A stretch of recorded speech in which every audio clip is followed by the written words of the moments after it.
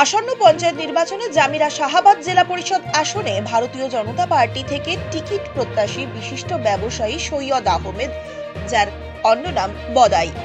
উল্লেখ্য, আসন্ন পঞ্চায়েত নির্বাচনে জামিরা শাহাবাদ জেলা পরিষদ আসনে বদাইকে প্রতিদ্বন্দ্বিতা করার আহ্বান জানিয়ে আসছেন ওনার শুভাকাঙ্ক্ষীরা। জনতার আহ্বানে মাঠে নামলেন বিশিষ্ট সমাজসেবী বদাই।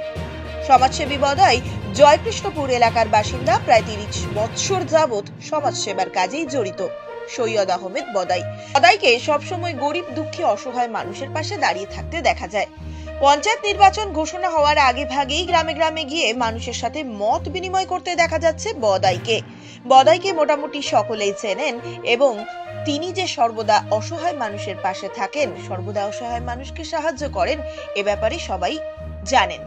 তাই হয়তো জনতা বদাইকে জেলা পরিষদ হিসেবে দেখতে চান।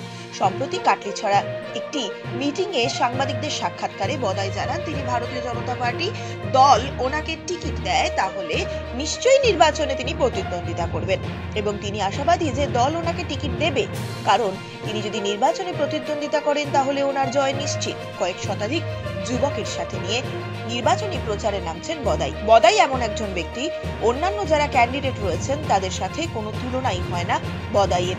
ওনার শুভাকাঙ্ক্ষীরা বলেছেন, ভারতীয় জনতা পার্টি যদি টিকিট দেয় ওনার জয় নিশ্চিত, শুধুমাত্র সময়ের অপেক্ষা। ব্যুরো রিপোর্ট, কুশি টিভি।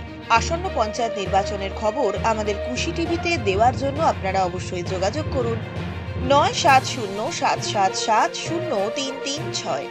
আবার বলছি 9707770336 এই নাম্বারে।